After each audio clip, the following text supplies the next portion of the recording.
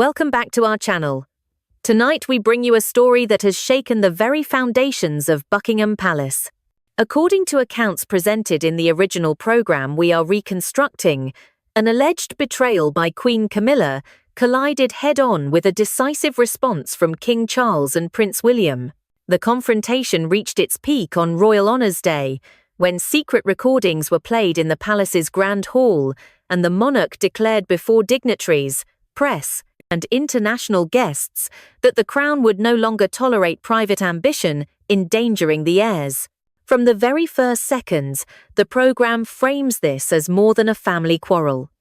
Palace sources, quoted within the narrative, describe the king's action as both heart-wrenching and absolute. In a single stroke, Queen Camilla and her grandchildren were distanced from the monarchy's core activities. Analysts around the world, including Washington observers and the New York Times, called it the most severe internal reckoning since the abdication crisis of Edward VIII. At the center of it all stood Prince William, no longer simply the son who once grieved Diana, but a resolute protector of the crown and its children. The timeline offered by the program begins not with the day of expulsion but weeks earlier, under the spring skies of London during Trooping the Colour. The balcony of Buckingham Palace displayed what seemed a perfect portrait of stability. William immaculate in his Welsh Guard uniform, Catherine radiant in blue, the three children embodying continuity. Yet behind the cheers and waving flags, the program insists, tension was already simmering. In a palace garden, Princess Charlotte stumbled after being shoved by Freddie Parker Bowles, Camilla's grandson. Her dress was soiled, her knees bruised, and her cries echoed as attendants froze. Camilla, seated nearby with a tray of tea, remarked coldly that William's children were too coddled. The words fell like ice. William crossed the lawn, lifted Charlotte, and whispered reassurance, but his gaze locked on Camilla. Catherine clutched his arm, sensing not an accident but a test. This, she warned, was a message. The show argues that in that instant William resolved, if Camilla dared to manipulate his children, he would not remain silent. Official palace networks tried to dilute the story within hours, tabloids reducing it to a tumble backstage. But William, according to the narrative, saw deeper meaning. To him, this was not a child's quarrel. It was the first move in a long game. The program paints Camilla as harboring ambitions for her lineage, dreams rooted in decades of social ascent and sharpened after Charles's coronation. She imagined a dynasty revolving not solely around the Windsors but around her grandchildren, especially the charismatic Eliza Lopes and the assertive Freddie. To achieve that, the path led through undermining George, the young heir symbolizing continuity at just 11 years old. The broadcast describes what followed as calculated and covert. With Charles on an extended diplomatic trip to Canada, official stationery was withdrawn from a locked cabinet. The king's signature, long studied by a practiced eye, was copied. A directive appeared instructing Prince George to join a rigorous air spirit training program, formerly a leadership course, informally notorious for its grueling methods. Palace insiders quoted in the show stress, this was not preparation, it was punishment. The intention, they allege, was to break George's confidence rather than build it. Under cover of dawn, olive green cars collected the boy through side doors of Kensington Palace. His private secretary, James Hartley, enticed by promises of promotion, quietly labelled the outings as specialised physical education, personally ordered by the king. George obeyed, believing it his grandfather's wish. At the barracks he faced forced marches, obstacles beyond his strength, and jeers from instructors told to show no leniency. Silent tears mixed with sweat as he returned home each day, masking exhaustion with a smile. Catherine noticed the fatigue, the limp, the untouched dinners. But when she asked, George stayed silent. Duty, he thought, required him to endure. The turning point came with an inspection by Sir Timothy Lawrence, veteran admiral and husband of Princess Anne. Spotting the small figure bent under a heavy pack, he intervened. Within hours, he was in William's office, breaking protocol to report, "Your son is being treated as if he were a recruit, not a child." That testimony sparked a discreet probe. Financial records revealed offshore transfers labeled Special Support Services. Forged letters appeared. The net tightened around Hartley and the forces assisting Camilla's designs. And then came a second revelation. On the eve of a Windsor Castle dinner, Charlotte's pink dress was found cut minutes before her speech. In the commotion, Eliza Lopes entered flawlessly dressed and delivered the remarks herself. What seemed chance was in fact captured on a hidden phone by Catherine's most loyal dresser. The footage reached William's desk within minutes. At that point, the pattern was undeniable. These were linked attempts to weaken the heirs. When Charles returned from Canada, William presented the evidence like a prosecutor, eyewitness testimony, bank records, forged letters, and now video proof. The king listened, slumping in shock. Could the partner he had defended for decades be complicit in such schemes? It was then, the program recounts, that Charles transformed, from husband to sovereign, from indulgence to duty. Royal Honours Day was announced, outwardly a celebration, inwardly a trap. Microphones were planted, devices hidden. The truth would be forced into the open. That setup leads directly to the dramatic climax, which the program portrays in detail, a public ceremony turning into a reckoning. The stage was set. Royal Honours Day, a newly conceived celebration designed to unify the monarchy, unfolded with all the grandeur expected of Buckingham Palace. Senior officers, politicians, and international dignitaries filled the Golden Hall, cameras flashing, reporters poised. But this time, beneath the polished surface, tension simmered. According to the program, the king had chosen this very day to turn ceremony into justice. At first, everything followed tradition. Honours were conferred, speeches delivered, uniforms gleamed under chandeliers. Yet behind the smiles, subtle signs emerged. Prince George was asked questions far beyond his years. Queries about military tactics, complex constitutional points, clearly intended to trip him. Princess Charlotte, preparing for her moment, discovered her notes missing. Panic flickered in her young face. And then, seamlessly, Eliza Lopes stepped forward, ready with a polished grin, poised to claim the spotlight once again. It was at that moment the king rose from his seat. The hall quieted instantly. His voice, steady but charged, cut through the confusion. "Stop!" The single command froze the room. Heads turned, whispers ceased, and then the hidden recordings began to play. Across the massive screen, Camilla's voice filled the chamber. Clear, unmistakable, instructing her grandchildren. "Stumble him, make it vanish. Step forward and shine." The crowd gasped. What had been whispered suspicion was now undeniable. Diplomats shifted in their chairs. Officers exchanged glances. Journalists scribbled furiously. Cameras captured every stunned reaction. Camilla, seated near the front, turned pale. She opened her mouth to protest, but Charles silenced her with a raised hand. His words were final. "Enough. You betrayed this family. You betrayed the crown. Your family has no place in its future." For William and Catherine, this was the moment of vindication. He had stood by evidence, not emotion. She had guarded the children fiercely. Together, they were pillars of resolve, and now the world saw them that way. The broadcast lingers on their clasped hands, quiet, symbolic, unshakable. The consequences were immediate. Newspapers exploded with headlines. Royal plot exposed. Queen's betrayal unmasked. Video clips of the recordings spread across social platforms, igniting fierce debate.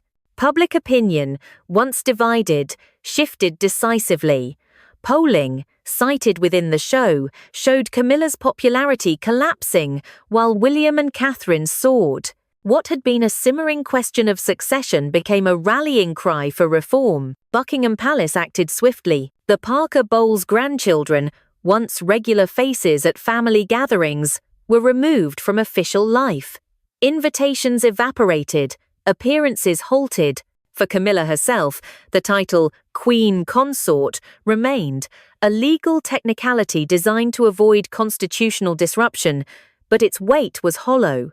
She was a queen in name only, confined largely to Clarence House, stripped of influence, her staff reassigned. Observers described her as isolated, her days consumed with private writing and consultations with lawyers. Whether the journal entries of vengeance and wrath mentioned in the program were real or strategic leaks, the effect was the same. Camilla was portrayed as fallen, diminished, and watched. Meanwhile, the Wales family rose. William and Catherine expanded their schedule with deliberate precision. Visits to schools, hospitals, veteran centres, carefully timed releases of family photographs showing resilience and warmth. Public trust grew. George and Charlotte, though shaken, were shown recovering, smiling cautiously in orchestrated appearances, continuing education under careful supervision. Their perseverance was framed as proof of the monarchy's strength. Behind closed doors, Charles recalibrated. Stung by betrayal yet committed to the institution, he began accelerating William's preparation for the throne. Advisors reported him delegating more authority, charitable committees, domestic representation, oversight of household matters. The message was clear. The crown's next generation would not only inherit, it would already govern in practice. But the crisis did not end with one declaration. Across the nation, debate raged. Constitutional scholars were summoned to morning talk shows. Legal analysts explained the limits of sovereign power and the blurred lines between family discretion and public duty. Lawmakers whispered about potential reforms to safeguard royal children, prevent exploitation, and close loopholes that allowed private secretaries to authorize extraordinary programs. Former courtiers described webs of patronage, where small favors accumulated into dangerous leverage. International reactions added pressure. Commonwealth leaders, careful in their words, expressed confidence in the king while hinting at the need for transparency.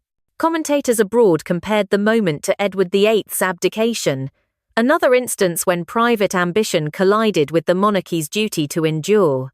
For Camilla's grandchildren, the fallout was immediate and lasting. Freddie and Eliza, once celebrated at family birthdays, found themselves absent from the public stage. Opportunities evaporated. The broadcast suggests they faced not only institutional exclusion but social repercussions, doors quietly closing, peers distancing. What might have been careers shaped by royal proximity now appeared uncertain, shadowed by scandal. As the program reconstructs it, Charles himself was left in torment. He had sacrificed decades of reputation to legitimize Camilla's presence in his life. Yet faced with evidence against his grandchildren, he chose the dynasty over personal affection. Aides described the atmosphere as like removing a tumor, necessary but agonizing. Sir Edward Young, the loyal assistant who placed the recording devices, later admitted to colleagues that he lost sleep, haunted by the destruction of a family bond. Still, reforms followed swiftly.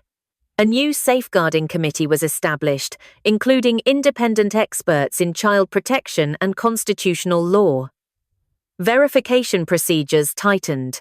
No single aide could again authorize activities involving royal children. Honorary military appointments faced additional oversight. The palace launched an internal review of patronage networks, pledging to cut the informal ties that had enabled manipulation. And yet, beyond the administrative changes, the cultural shock lingered. Was this a monarchy willing to reinvent itself, or one simply papering over deep fractures? Some columnists argued that bold action was overdue, proving that the crown placed welfare above private ambition. Others cautioned that the humiliation inflicted publicly might sow bitterness for years. The show makes one point unmistakably. William and Catherine emerged not as victims, but as victors. They were portrayed as steady, resolute, and fiercely protective. The monarchy's future, for now, is being rewritten around their image of modern guardianship. Camilla, once central, has become peripheral. Charles, wounded but pragmatic, has chosen succession over sentiment. And the world, watching closely, sees a dynasty tested yet again by betrayal and survival. As this narrative continues, the question grows larger. Can the institution heal its wounds, or has Royal Honours Day drawn a line that no reconciliation can cross? But the crisis did not end with public exposure. What followed inside the palace was a quieter but equally ruthless restructuring of power. The confrontation on Royal Honours Day had settled one question. Camilla and her family no longer held a future role at the monarchy's core, but it opened a dozen more. How would the institution rebuild trust? How would the heirs recover from the damage? And how would Charles balance his duty as king with the personal devastation of sidelining his wife? In the days that followed, reactions came fast. The public was still processing the shock of hearing secret recordings played in the Grand Hall, and newspapers filled their front pages with speculation about what would come next. Television panels dissected every detail: the wording of the king's denunciation, the silence of the audience, William's unflinching posture. Social media, fueled by clips of Charlotte's panic and George's stumble, raged with indignation. The monarchy had acted decisively, but the emotional cost was impossible to ignore. Inside Clarence's house, silence replaced activity. Where once Queen Camilla's patronage drew courtiers, friends and allies, the corridors now stood empty. Staff were reassigned, events quietly cancelled, and invitations rescinded. The Queen Consort retained her title, but not her influence. Her grandchildren, once fixtures at family gatherings, disappeared from the public stage. Observers described her as increasingly isolated, her world reduced to private notes, confidential consultations with lawyers, and long afternoons behind closed doors. At the same time, William and Catherine rose to the forefront. Their appearances became more deliberate, more purposeful. They visited hospitals, schools, and military charities, presenting an image of resilience and service. Photographs of George and Charlotte, carefully curated, showed the children smiling once again, proof, the palace suggested, that they were recovering under the protection of their parents. Louis, the youngest, added charm to the narrative with innocent energy, reminding the public that not all had been darkened by scandal. Charles, meanwhile, began to act as though succession had already entered a new phase. Advisers noted how frequently William was delegated authority. He chaired charitable committees, represented the Crown in domestic programs, and supervised elements of palace administration. Step by step, the king was not just preparing his son for the throne, he was already sharing its weight. But the reform extended beyond symbolic gestures. In direct response to the crisis, palace procedures were rewritten. A safeguarding committee was established, including outside experts in child protection and constitutional law. Every request involving the young royals now required multiple levels of approval. Honorary military roles would undergo independent verification. The authority to sign documents in the king's name was curtailed. No single aide could act without oversight. Financial networks were scrutinized, exposing how small favors and untraceable contributions had created dangerous influence. Those channels were being dismantled piece by piece. Even Parliament entered the debate. Some lawmakers quietly floated proposals to increase oversight of palace finances and child-related programs. Reformers argued that only transparency could restore confidence. Traditionalists warned that involving politicians in the monarchy's private affairs would undermine its independence. For the first time in decades, the very balance between crown and government was openly discussed. Through all of this, Catherine's protective instincts remained central. Friends observed how closely she watched her children, how her presence during public engagements seemed sharper, more vigilant. She was determined that no one, not courtiers, not rivals, not even insiders, would again have unchecked access to her family. William matched her resolve with evidence-driven leadership, refusing to be guided by whispers or sentiment.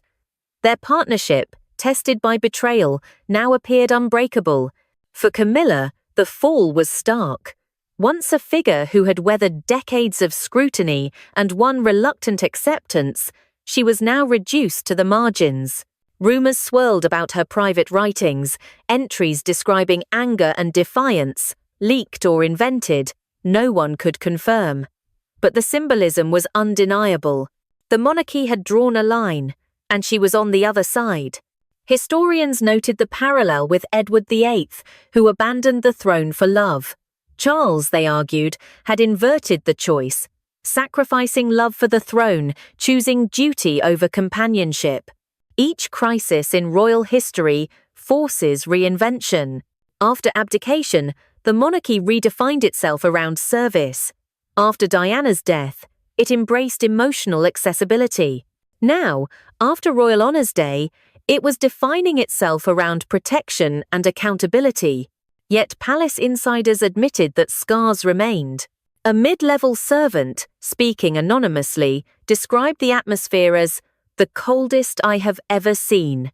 Smiles felt rehearsed, gatherings smaller, and even family dinners carried an air of formality. The institution had survived, but at the price of warmth. Still, for the public, the story was clearer. William and Catherine had prevailed. Their children, though marked by hardship, were safe. The monarchy, though bruised, had acted to preserve itself. And Charles, though wounded, had chosen a path that history may one day judge as necessary. Royal Honours Day was not only a ceremony, it was a turning point that redrew the monarchy's inner map. Those who remained at the centre, William, Catherine, George, Charlotte, and Louis, were now seen as the unshakable heart of the crown.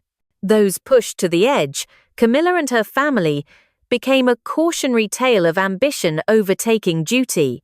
The institutional changes inside Buckingham Palace quickly rippled outward, shaping national conversation and sparking fierce debate. The scandal had begun as a private matter within the family, but after Royal Honours Day, it evolved into a question of constitutional integrity.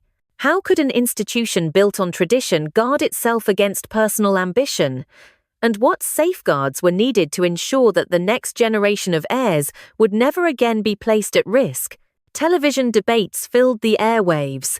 Legal scholars explained that while the sovereign commands vast discretion, there are few external checks on the way palace life is administered. Former courtiers, speaking anonymously, described how informal systems of patronage had quietly accumulated influence. A dressmaker owed loyalty for decades of support. A secretary advanced through favors and promises. A military official given small courtesies in return for cooperation. It was a web woven in shadows, outside the scrutiny of law. Now, that web was being dismantled. A new safeguarding committee began its work, vetting every proposed engagement involving the Wales children. Financial oversight tightened. Requests for the King's endorsement were subject to independent verification. Military programs once easily accessed through personal contacts now required signed approval from multiple offices. For the first time, palace administration looked less like an old family court and more like a modern bureaucracy. Yet reform did not silence criticism. Child welfare advocates argued that the monarchy's opaque traditions had allowed the situation to escalate in the first place. They called for independent public inquiries, warning that without transparency, another crisis could emerge. Some legislators quietly supported the idea, noting that the safety of children should not depend on palace discretion alone.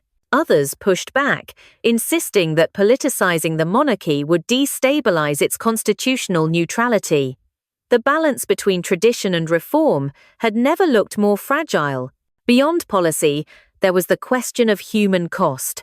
Prince George had endured exhaustion, humiliation, and the crushing burden of secrecy. He had been told by a trusted aide that his grandfather demanded obedience. That belief silenced him, even as he returned home limping and weary. Princess Charlotte had been thrust into embarrassment before a hall of dignitaries, her confidence shaken at an age when she should have been shielded. These were not abstract debates. They were lived experiences for children who had no choice in their roles. For Catherine, this was intolerable. Observers noted how her protective instincts sharpened. She became the vigilant guardian, ensuring her children's schedules were monitored, their playdates supervised, their public appearances tightly controlled. For William, the ordeal was a transformation. He was no longer simply the heir waiting his turn. He was already acting as the crown's shield, pursuing investigations, demanding evidence, and pressing for reform. Together, the couple became the monarchy's visible guardians, their unity tested but unbroken. Charles, meanwhile, carried the weight of a personal tragedy. For decades he had defended Camilla, absorbing criticism, reshaping the monarchy's image to make her acceptance possible.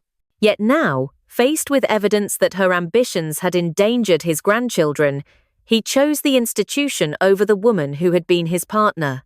Aides described his decision as pragmatic but devastating. One senior figure confided, "He acted like a surgeon removing a tumor. Necessary, but it left him hollow." Camilla herself retreated into shadows. Once a figure central to Charles's public life, she now became peripheral, her presence reduced to minor engagements and speculative headlines. Reports circulated of her private writings, filled with bitterness and defiance. Whether genuine or a palace tactic, they cemented her image as a consort who had overreached and lost everything. Even sympathetic commentators struggled to frame her fall as anything but inevitable. Internationally, the crisis echoed far beyond Britain. Commonwealth leaders expressed cautious support for the king while urging stability. Analysts compared the moment to Edward VIII's abdication, another time when private choices had collided with public duty. Historians emphasize that every royal scandal leaves lasting consequences. The abdication had produced a monarchy centered on service. The death of Diana had forced a monarchy to show emotion. Now, the betrayal on Royal Honours Day was pushing the monarchy to harden its rules, prioritize safeguarding, and tighten its guardrails. And yet, behind the reforms, the palace atmosphere remained tense. Smiles seemed rehearsed, corridors felt colder, and even family meals were subdued. One longtime servant admitted to never seeing such darkness, even during previous crises. The monarchy had survived, but its warmth was replaced by calculation. For the public, though, the image was clearer. William and Catherine had won the nation's trust. Their children, though scarred, symbolized resilience. The monarchy, though bruised, stood firm. The story, however, was not finished. The question remained whether this purge would truly heal the institution, or whether resentment, left to fester, would one day return. And as the monarchy looked ahead, it faced the same challenge that has defined it for centuries, balancing the weight of tradition with the demands of survival. The reckoning of Royal Honours Day brought one chapter to a close, but it also opened a new era for the House of Windsor. The monarchy had acted decisively, stripping away influence that had once seemed untouchable. Yet the scars of the confrontation remained visible in the children who had endured it, in the king who had been forced to choose duty over love, and in the nation still debating what this crisis meant for the crown's future. In the weeks after the recordings were played, the palace moved to project stability. Carefully staged photographs showed the Wales family at ease. George bent over his schoolwork, Charlotte practicing piano, Louis chasing a puppy across the grass. Catherine, serene yet watchful, appeared at community events with her signature grace. William, measured and firm, spoke at veterans' centres and hospitals, positioning himself as both heir and protector. Together, they embodied the resilience the monarchy wanted the world to see. But behind the polished imagery, deep changes had taken root. New oversight committees vetted every engagement. Financial audits dismantled informal networks that had thrived on favours and personal loyalty. Protocols were rewritten so that no single aide could again steer royal children into unverified programs.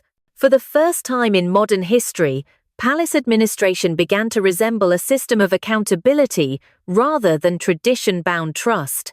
Public opinion stabilized in favor of the Waleses.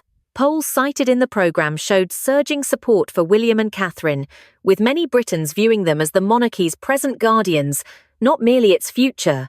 King Charles, though visibly aged by the ordeal, leaned more heavily on his son. Duties were shared, responsibilities delegated. It was succession by practice, not declaration, a gradual shift that left little doubt about where real authority was moving. Camilla, by contrast, faded into the background. Though she retained the title of Queen Consort, her public role diminished to near invisibility. Reports painted her life at Clarence House as quiet and constrained, her family absent from gatherings where once they had been welcomed.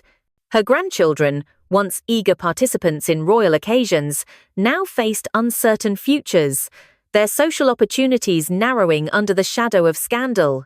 For Camilla herself, isolation became the new reality, watched, scrutinized, yet powerless. Historians framed the moment as a turning point. Some called it the harshest internal purge since Edward VIII abandoned the throne. Others compared it to the monarchy's recalibration after Diana's death. Each crisis had forced adaptation. Each had left its mark. This one, they argued, would be remembered for drawing a clear line, that the protection of heirs must come before all else, even before the personal bonds of the sovereign. Yet the debates did not end. Critics asked whether the humiliation of Camilla had been too severe, whether reconciliation might have served the family better than expulsion. Supporters countered that boldness was necessary, that the monarchy could not survive another generation of private ambition undermining public trust. Constitutional experts discussed reforms. Child welfare advocates called for transparency. Political commentators speculated about whether this moment would trigger broader scrutiny of the Crown's role. For Charles, the choice will define his reign. Having devoted decades to defending Camilla, he ultimately placed the monarchy above his marriage. To some, that decision will be remembered as an act of strength, a sovereign safeguarding the dynasty. To others, it will remain a tragedy, a husband forced to condemn his partner before the world. For William and Catherine, however, the crisis cemented their image. They emerged not as passive victims, but as active protectors, willing to challenge wrongdoing, gather evidence, and confront even those within the family. Their unity, their vigilance, and their dedication to their children now form the heart of the monarchy's narrative. And for George and Charlotte, though their childhood has already been marked by trials no child should endure, their perseverance has become symbolic. They are not only heirs to titles, but symbols of resilience, faces of a monarchy that has survived betrayal and chosen reform. The story of Royal Honours Day is thus more than a scandal. It is a statement that the Crown endures not by avoiding crises, but by confronting them, not by hiding fractures, but by redefining itself after each storm. The monarchy has faced abdication, tragedy, and ridicule before. It has survived by adaptation. Now, once again, it seeks to survive by safeguarding its future through its children. Late into the night, the palace lights remain on. Advisors draft new rules, public relations teams shape careful narratives, and security guards patrol more vigilantly than ever. Beyond the gilded corridors, in private nurseries, the children sleep, watched, shielded, and loved, as the most fragile yet essential part of the monarchy's survival. Their laughter, their tears, their very presence will determine whether this ancient institution can continue to endure. And that is the legacy of Royal Honours Day, a monarchy tested, a family divided, a nation reminded that tradition must bend to protection, and that even the most guarded throne is not immune to betrayal from within.